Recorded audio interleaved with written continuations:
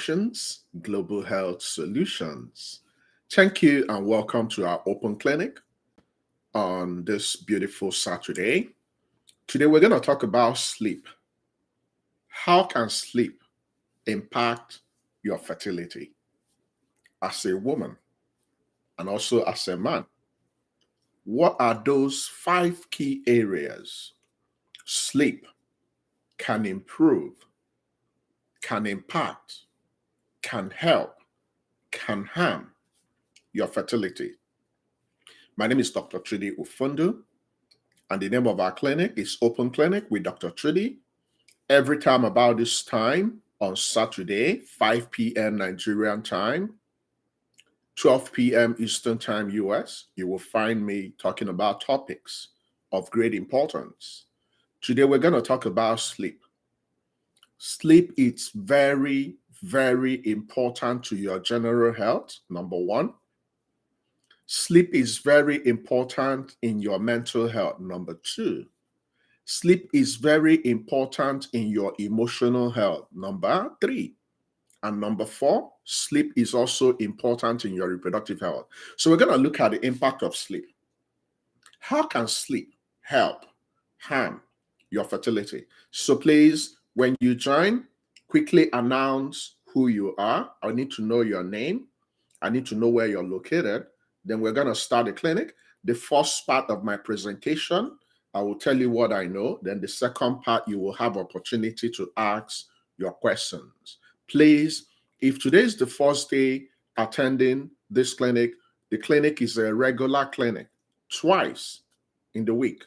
Tuesdays, 6:30 p.m. Eastern Time, 11:30 p.m. Nigerian time. Then Saturdays, 12 p.m. Eastern Time, 5 p.m. Nigerian time. We get a topic, we decide the topic, we understand the topic better. And I'm going to start because we have a lot of things to talk about sleep. You see, invariably, there is a major role sleep plays in the whole body.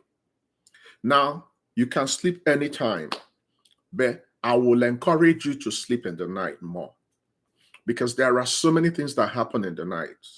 Just like your car, just like your computer, just like your phone. You're not supposed to use it 24 hours. When you're not using your phone, when you're sleeping, your phone is sleeping. When you're not driving your car, when you're sleeping, your car is sleeping. When your car rests, when your phone, when your computers are in resting mode, they reboot and they feel better. The same thing is applicable to sleep. We are expected to get at least 7 hours sleep. The globally recommended duration of sleep that will help to improve your fertility, which will impact your general health, is what? At least 7 hours.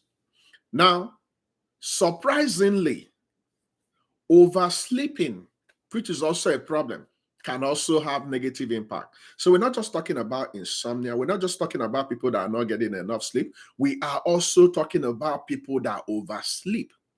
So if you go up to 9 hours every day, please stop. 9 hours up sleep can harm your opportunity of becoming pregnant, including the man and the woman. The recommended sleep is 7 hours. Worst case scenario, get your 6, the maximum 7 hours.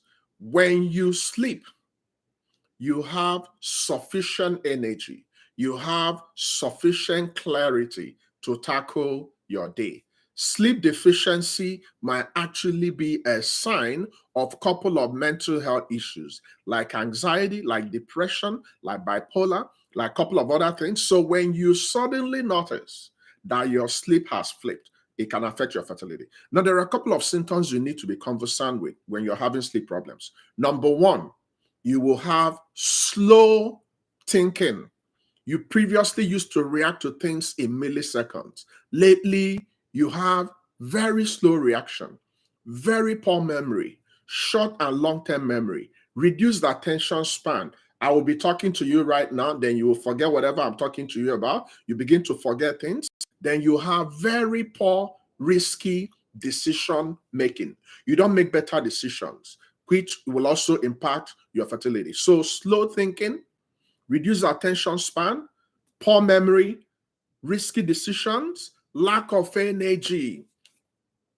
We need energy to make babies. When you don't sleep properly, you don't have energy. When you don't sleep properly, you have poor mood. You're so irritable. Nobody wants to be around you. These are all signs that might affect your fertility directly. Now, when you are sleeping, you are actually improving your general health because your blood, your heart, your brain, your kidneys, your liver, the womb, everything will receive adequately purified blood. When you are sleeping, your heart is getting ready, kind of, pumping blood at a very good rate. Your brain is resting. So sleeping will improve every single thing about you.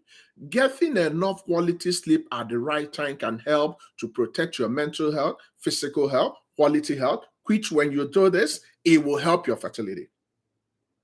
Everything about you can affect your PPP. So if you're not in a good place, can you pray to God? No. If you're not in a good place, can you make love 48 hourly? No. A woman that lacks sleep, a woman that is sleeping too much can sleep herself into depression. So the time you're supposed to be making love, you use it to be sleeping. So if you notice lately that you're not sleeping properly, then you begin to have all the symptoms I mentioned, please get help. Sleep can affect both men and women. But let's talk about the specific ways. I'm going to mention 5 points, specific ways. Number 1, poor sleep. Poor sleep can be reduced sleep, below 7 hours or more than 7 hours. So if you're sleeping for 9 hours, it's poor sleep. If you're sleeping for 2 hours, 3 hours, it's poor sleep. Now, it can lead to hormone imbalance. Hormone imbalance in women and hormone imbalance in men directly. When you have hormone imbalance, your body will not function the way God proposed it to function. You will likely have problems with your cycle. You will likely have problems with ovulation. It will affect everything about you. Your ovulation will be all over the place. Now, from current research, there is one particular hormone that plays a role in the process of having a baby. It's called FSH. We discovered that women that sleep up to this number of hours I mentioned will have improved FSH level. When your FSH level is not high or low, you will have them go to the eggs and tell the ovaries, hey guys, it's that time of the month, please release the eggs. That's the function of follicular stimulating hormone, which is FSH. It will prime the follicle, it will lead to dominant follicle, then it will release it, then you have your eggs. So from current study, we noticed a 20% increase in the level of FSH for women that get sleep properly. So sleep is very important in hormonal level, balancing your hormone, making sure estrogen is okay, making sure progesterone is okay, making sure FSH is okay, LH is okay, thyroid hormone is okay, prolactin is okay. So lack of sleep or too much sleeping, which is a problem, might lead to hormone imbalance. And when this happens, you have a problem. So we need to work on it. Now, the second point is the impact of sleep on body weight. Now, when you are not sleeping enough, when you have too little quality sleep, you are prone to developing obesity. And obesity directly can impact your fertility. Remember, if you want to have a baby, if you're planning for IVF, if you're going for fertility treatment, or if you have infertility problem, your body weight will help or harm you. You don't have any business being in the 30s in your BMI. BMI is the criteria we use in knowing if you're overweight, if you're underweight, or if you have obesity. So when you are not sleeping well, when you have poor quality sleep, which can be reduced sleep or excess sleep, you might have a problem of developing obesity. Obesity will not help you in any shape or form, including the men and women. So lack of sleep. There are 2 important hormones that maintain the way the balance in the body regarding the hormone functions, ghrelin and leptin. I'm not going to bother you with much details, but just understand that when you are not getting enough sleep, the level of this ghrelin will go up, then the level of your leptin will go down. When this happens, you begin to eat more. So these 2 hormones, when they flip in their balance, you begin to eat more. What happens when you're eating more and you're not moving your body? You begin to accumulate a lot of calories. You begin to accumulate a lot of fats. You begin to add a lot of body weight. What happens when you're adding a lot of body weight? Your hormones are not going to function properly. Your estrogen will be abnormal. Your progesterone will be abnormal. Your testosterone will be abnormal. What happens when all these hormones are abnormal? You will not bleed the proper way. What happens when you're not bleeding the proper way? Likelihood you will have problems with your ovulation. What happens when you don't have ovulation? You will not become pregnant. So directly, poor sleep can lead to poor body weight. So work on your sleep. We also discovered that women and men that do not sleep enough will have problems with their insulin, handling their blood sugar. So you also tend to be prone to diabetes. Now, poor sleep can also lead to poor effectiveness in your fertility treatment, especially IVF. So if we are treating you for infertility, you don't have a baby, you're 35 and below for 12 months, you have not succeeded in having a baby, or you're 35 and above for 6 months, you've not succeeded in having a baby. Any hormonal drug, any fertility drug we are giving you orally, injection way, IVF, they will not function properly if you are not sleeping. From a particular research, we discovered that women that are going for IVF that sleep adequately will have better outcome. Unfortunately, this is an area that so many women are not getting it right. You stay all up, very anxious, full of nerves, full of adrenaline, full of cortisol. You are not sleeping. Your hormones are all over the place, and you still want to become a mother. The best thing to do every day is to do your best, then go to sleep. When you wake up, you have a better chance. But when you stay up late night, watching movies, being in social media, looking for pity, or looking at other people's success stories, you are not helping yourself. So sleep can affect your fertility treatment, including IVF. Now, we've been talking about specific things that likely will affect women. How can sleep also affect males' fertility? Sleep can also lead to male infertility. If you are not getting enough, or if you're getting more than 9 hours, it can affect especially your sperm quality. Men that sleep well tend to have good quality sperm. What makes the sperm good quality? The count, the motility, and the morphology. Now, when you are not sleeping properly, the possibility that your testosterone is not going to be within the normal range is high. Testosterone is the sexual hormone. It's the hormone that will kickstart your libido and lead you to make love with your partner. When you are not getting enough sleep, go and check this thing I'm telling you. Go and verify. As a man, when you don't sleep properly, if your partner is telling you to make love, you will not make love because you're not in a good place. Why? Your testosterone level is low. Your libido is low. So sleep can also affect sexual performance. Remember that what will lead to pregnancy is lovemaking. So if you're not getting enough sleep, it will have a direct impact on your testosterone, which will further reduce your libido, which will further make you not to make love to your partner. And if you can't make love to your partner, you can get pregnant. So sleep can also affect men directly. So you need to have adequate sleep. Don't stay up late night looking for money, watching soccer, watching movie. Have a set time, especially sleeping in the night. There is a big difference between the sleep you get in the night and the one you get during the day. The one you get during the night is way, way superior. So if for some reason you work in the night and you sleep in the day, make sure your room is simulated into night mode. Nobody gains anything by sleeping in a very well lit room. Sleep in a very dark room, no noise, not well lit, so you can mimic the night sleep you might not be getting. Now, finally, sleep can affect your stress level, can affect your anxiety level, especially if you currently have infertility. Infertility can lead to sleep problems. Sleep problems can lead to infertility. So they have a symbiotic relationship. Infertility is very stressful. Taking all those medications is very stressful. Waking up every day and knowing you're not pregnant is very stressful. but we have to be in charge. When we allow this stress to overwhelm us, it's going to make things worse. So infertility demands you to make a lot of decisions. When you are not getting enough sleep, your decisions are not going to be for your best. A woman that is very irritable might not even know she just ovulated. So she might not be able to make love and she's missed her chance. But when you sleep properly, your mental state, your mood, your decision making, everything will be perfect. You make the right kind of decision. You're in control because you need to stay in charge to win.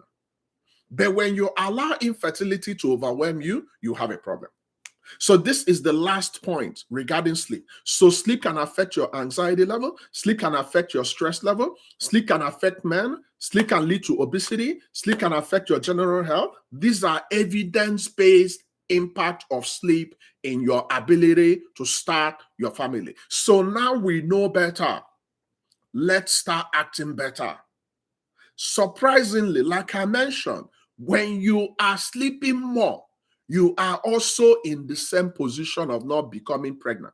So for both men and women, the best amount of sleep still remains 7 hours. Matter of fact, it's actually 7 to 8 hours, but I'm going in the middle. Make conscious effort to get this, especially if you are already struggling with infertility. It will help you better. Okay, so that's my presentation. Now I'm going to open the clinic and you'll have opportunity to ask your questions. Shortly after this clinic, I'm going to transition to our Facebook page to give another version of this clinic in our Facebook page. So if you're in Facebook or if you came in late, don't worry about it. I'm going to go to Facebook quickly after this. But right now the clinic is open. Please feel free to ask all your questions. Dr. Ndiche is in the clinic.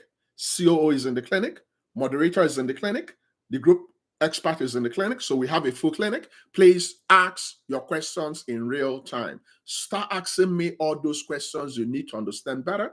This is an opportunity to ask your questions. So the clinic is open. Okay, please go ahead and ask your questions.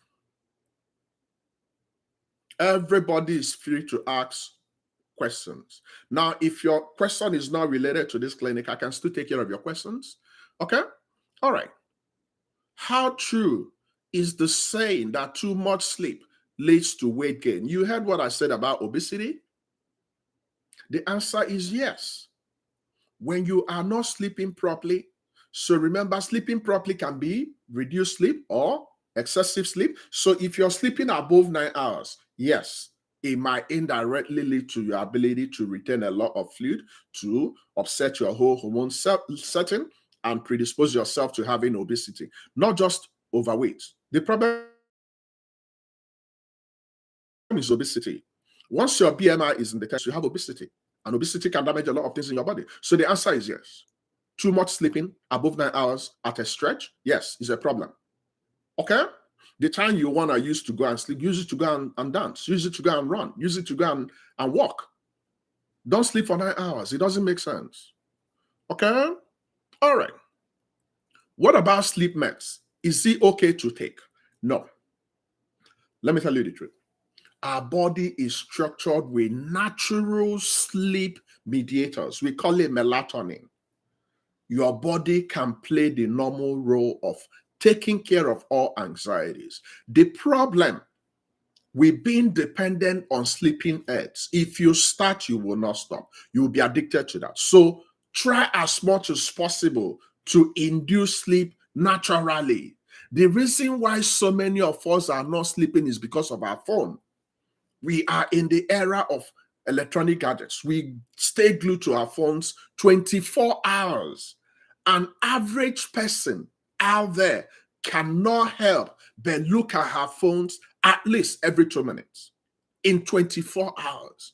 You are in the restroom. Some people, even when they are bathing, when they are driving, when they are walking, 24 hours, your hand and your face and your memory is glued to your phone. Is a big distraction. If we can modify our sleeping environment, we don't need any medications. Now, some of you will say, oh, but this person is marketing this sleeping aid and all that. The moment you start, it's very difficult to stop. So personally, whether it's over the counter, whether it's the one prescribed by your doctor, try as much as possible to avoid that. Now, having said that, there are some people that have classically diagnosed sleep disorder. If you have that, then you need to be on prescription drugs by your doctor. Some people will need what we call sleep study. There are some people that momentarily die when they are sleeping. It's called sleep apnea. You might have what we call obstructive sleep apnea, which can also impact your ability to become a mother or a father. It might also be a sign that you might have other chronic medical conditions. So there are some people that might have obstructive sleep apnea, and when we check their blood sugar is very high, when we check their blood pressure is very high. So everything is all connected. But we do not recommend being dependent on any drug to sleep. And especially if you're in Nigeria, I know growing up, we used to take diazepam, Lexotan, and all that to sleep. The moment you start relying on those drugs to sleep, any day you don't take it, you won't sleep. Is it okay to sleep at the same time every day? If you can, that's okay. So let me give you an example. If your sleep time is 9, then go to sleep by 9. When you get your 7 hours, wake up. But if you can, maybe some days 9, some days 10, just stretch and make sure you get enough. So if you're blessed to have a particular sleep pattern, then adopt to that sleep pattern. It's going to help you. Our body functions better when our body is in a repetitive mode. So yes, if you have a fixed time you go to sleep and you wake up, that's good for you. Okay, good afternoon. Aside sleeping in the dark room, how else can a night shifter improve her sleep habits? You have to be meticulous. You have to understand that you have flipped the odds. Night is meant to be for sleeping. So you have to mimic night. You have to cancel all the noise. You have to drop all distractions. Matter of fact, realistically, most couples have televisions and electronics in their room. You are not expected to have television and electronics in your room. I'm even as guilty as every other person out there. When you have a lot of distractions in the place you're supposed to sleep, it will affect your sleep. So if you work nights, you must be ultra disciplined. Unfortunately, it might be difficult for some families because there are some families, the man is coming in, the woman is leaving, the kids are all over the place, especially for women. Everybody in the family is calling mom, mom, mom, all over the place. So in your sleep, you're even solving problems. But make conscious effort to be selfish. So if you're a night shifter, because there's actually a syndrome we call night shift syndrome. So we notice that women that work nights tend to have reduced fertility for some reason. So if you have a choice, sometimes you might not have a choice, but if you have a choice, please, as a woman, if you're looking for a baby, don't opt for night shift. But if you have to, when you're done with your night, when you come back, the type of food you eat is also important. When you eat a lot of heavy food, it won't digest properly, so you won't sleep properly. So what I want you to do, if you're working night, come back, stay focused, observe all pleasantries, take light food, sometimes bath, so your body can calm down, then mimic night. Switch your gadgets off. Forget going to your phone. Forget your computer. When you do this, you can mimic night sleep. Okay? All right. You're currently on IVF procedure and the injections you're taking is making you add weight. Now, my sister, I have to be very, very open and real to you. It's not true. It's not true. You just look for a dog and you call this dog a bad name and you want to hang the dog. That's not true. Yes, we understand that some women can have hormonal issues when they get in regards to retaining, body weight and stuff. But if you exercise and eat good food, in as much as you're having those injections, you'll still be within your normal body weight. Because guess what? If you are going for IVF, a very good qualified IVF provider will not proceed if your BMI is above 30. Because the possibility you won't succeed is very high. So let's stop all the blame. Oh, because I'm taking this is happening. Life is garbage in, garbage out. If you notice that you're adding weight, think about what enters your mouth. Think about your activity level. So let me ask you a personal question. So for this situation, you found yourself, what have you done to improve your metabolism? What have you done to modify what you eat? And because if you have this conversation with your provider will tell you the same thing. Now, Understandably, there are a couple of hormones that will switch over and you begin to retain a lot of fluid in your body, and you might add weight here and there, but you can counter those body weight. Don't stay back and say, oh, they told me this is happening, then you're not doing anything about it. It's called being in a comfort zone. So it's not true. You need to work out your salvation. Very important, okay? All right. Is it advisable to work out during your period? It doesn't matter whether you're bleeding or not. Just pace yourself. Now, it depends on your unique bleeding pattern. There are some women that when they are bleeding, they can't function. There are some heavy bleeders. There are some women that when they are bleeding, it will disrupt all the activities of daily living. If you're in that category, then avoid that period. But if you're bleeding normally, you're not bleeding heavily, you're not in excessive pain, even when you exercise when you're bleeding, you tend to counteract the pain you might have. Exercise helps in pain management. So pad yourself properly. Go do some, just make sure you're not doing strenuous exercise, because if you have dysmenorrhea, which is pain during your bleeding, and you go there and you're inflicting a lot of pain on your body based on the fact that you want to lose body weight, you're going to double your pain. But you can go on light and moderate exercise when you're bleeding, so long as you're not a heavy bleeder, so long as you don't have excessive dysmenorrhea, then go do your exercise anytime. It doesn't matter, okay? Does sleep pattern change with age? 100%. Very good question from Kenneth. Yes. As we're aging, the level of our hormones, the level of our environment, the level of stressors, the level of how we cope will also switch. So the answer is yes. The older you get, the lesser sleep you will get. The best time to sleep in your lifetime is when you're still a baby, when you're a toddler, when you're in intact, when you're in nursery school, because the upper you get, the more challenges you're going to have in life. The answer is yes.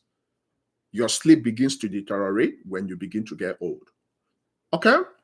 Good evening. Your weight is 52. You are above 40. Becoming pregnant is difficult. Pregnancy is a multi-complex process.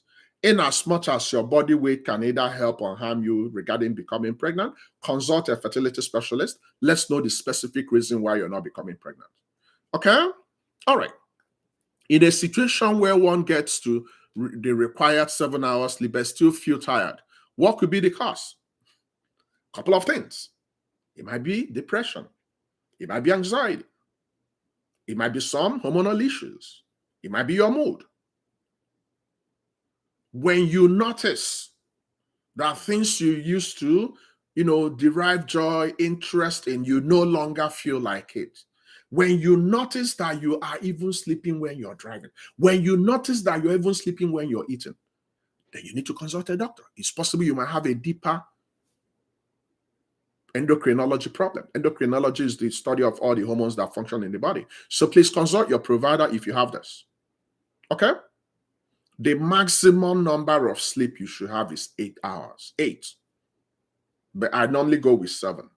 So if you notice that after all the sleep you have, you still wake up in the morning, you're still feeling like you haven't slept, then we might have some medical problems. Okay? Some people can have some medical problems. There are even some people that might have some, parasitic infection, which can lead to what we call, sleeping sickness. I'm not going to go into details in that, but there are a couple of things that can happen medically that can flip your sleep and wakefulness pattern. Okay? All right. Does not sleeping probably impact on nursing mothers? 100%. It takes a lot to be a nursing mother. Whenever the baby is crying, is flipping your sleep pattern. So you're alert. Mothers do not sleep. Mothers are light sleepers. So when you stay up, you don't get help. You're feeding the babies. You're doing domestic chores. You're running this. You're running that. When you stay up, you are going to flip everything to the negative. So the answer is yes. Most new mothers will suffer from sleep disorder until they get adequate help, until they adjust to the baby and the baby adjusts to them. Then you have a balance. It's a temporal phase. So this is where you need help. There are some families that the partners will step up and tell the woman, I remember when Zara was little and Dumeja, I normally tell my wife, go and sleep. Let me stay up and run the kids. Women need help with raising kids. If you don't have a helper, it's going to break your back. And it will impact everybody in the family. It will impact your mental health. There are some women that might have what we call maternal blues or postpartum depression because you're not getting help. Then you begin to see something that should make you happy, make you sad. So the answer is yes. You are always home, but you don't sleep except at night. Form the habit of sleeping in the night more.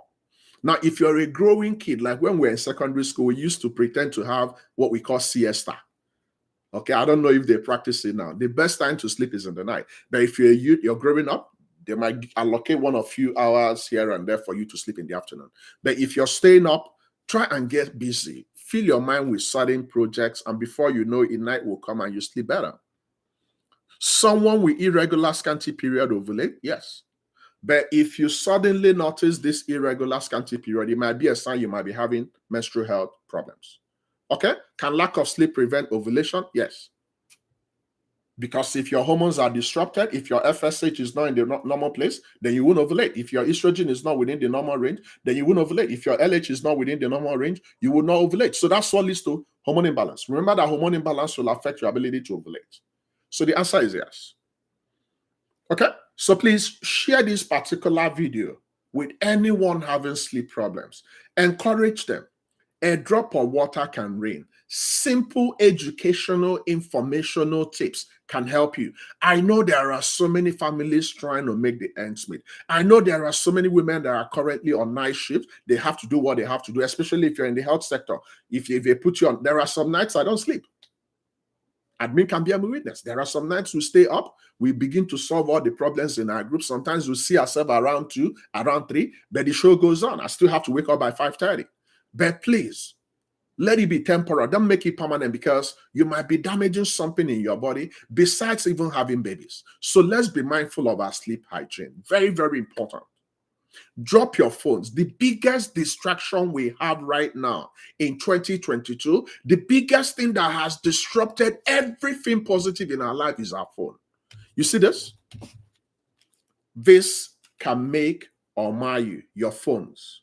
Now, there are some people that run everything on their phone, like me. This is my workstation. Everything I do is on my phone. I understand that. But have some time. Phone off time.